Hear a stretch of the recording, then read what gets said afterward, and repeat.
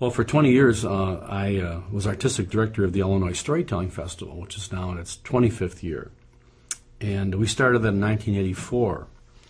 And very soon in our history, we became committed to the idea that we needed to have elders telling their life stories, not professional storytellers, just people who had lived interesting lives and had something to say.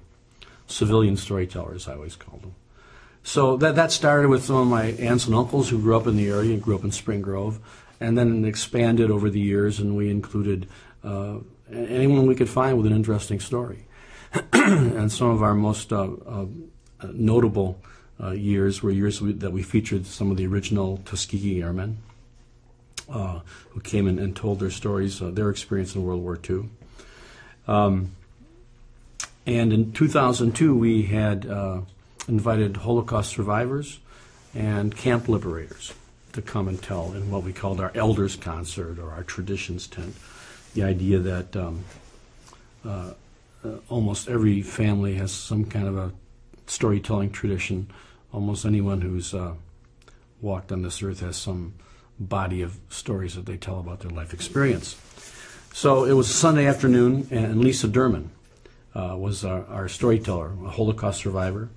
She had escaped Poland in her teens, was a resistance fighter during World War II. And her and her husband Aaron had come that day, that warm July day. Lisa had been very active. In fact, she was one of the key people that lobbied the state legislature in Springfield to become, I believe Illinois was the first state to require Holocaust studies at all middle school and high school levels. So a real celebrity, a real powerhouse. She had told this story thousands of times. And she told it to us that day. Things started out on a great note. We had a piece of music that Jim Fitzer, a pianist, played on a portable piano we had there in the off stage. That was music composed in the ghettos, and lyrics and music composed in the ghettos during World War II, and it had been translated by Bresnik Perry, another storyteller who was there that same day. So it was a real sense of a lot of wonderful things coming together. And Lisa told her story about the village in Poland where she and her family lived. That was occupied by first German soldiers, and then she said they noticed that a new group of soldiers came with different uniforms, and that was the SS, or at least the equivalent of the SS in that period of the war. I'm not completely sure, and the extermination began, and she and her sister escaped the first wave of it. And she talked of running through the woods and hearing shots and not sure what they were, and then coming upon a scene in a clearing where 10,000 villagers were machine gunned in 7 hours, she said. And her mother, and I believe one of her brothers, was among that group that died that day. But she and her sister escaped because while many turned them away, there was a particular Christian woman when her and her sister came to the door of the Christian part of the village. She opened the door and she said, "You don't need to tell me why you're here. I know why you're here. God has sent you to the right place."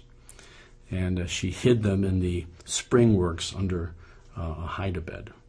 And that's how Lisa and her sister survived that first encounter.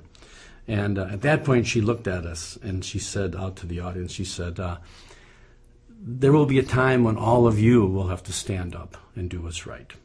The call will come, and you must care and stand up and do what's right. I may not be here much longer," she said, "but my story must go on." Well, it was moments after that when she was literally describing her escape, and she was Aaron, her husband, who was sitting next to her that day in Spring Grove at our storytelling festival, but he was just a teenager that day that they escaped from Poland. Aaron was on top of a train car, and Lisa was waiting to catch the next train. Aaron had gotten up on the train, and the other people who were helping them escape. There was a Gentile who had organized this.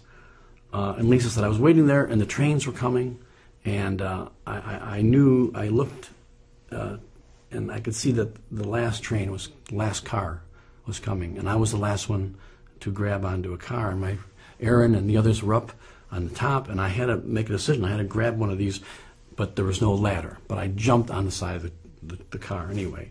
So she was holding on apparently to the door latch, and she said, I didn't know what was happening. I thought I might die, or words to that effect.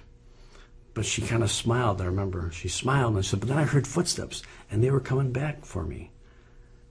Words to that effect. And then she just sort of stopped and put her hand on her chest and looked at Aaron and said, well, I hope I'm not having a heart attack.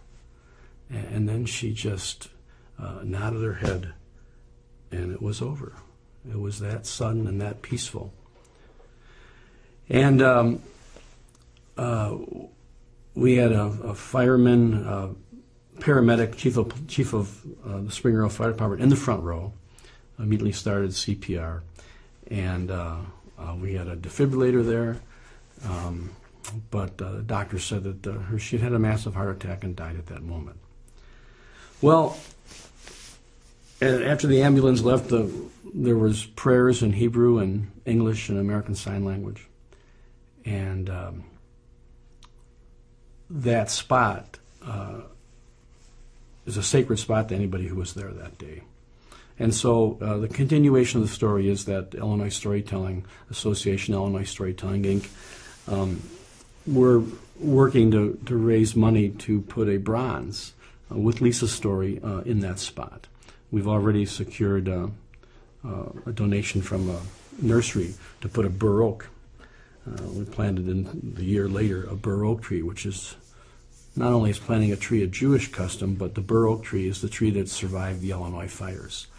So the bur oak is the survivor of the great fires that used to sweep across the Great Plains and the Midwest for centuries and destroy most everything, but help the oak to survive and establish all kinds of beautiful native flowers. So it was this beauty created after the survival, and we thought that would be the appropriate tree for Lisa.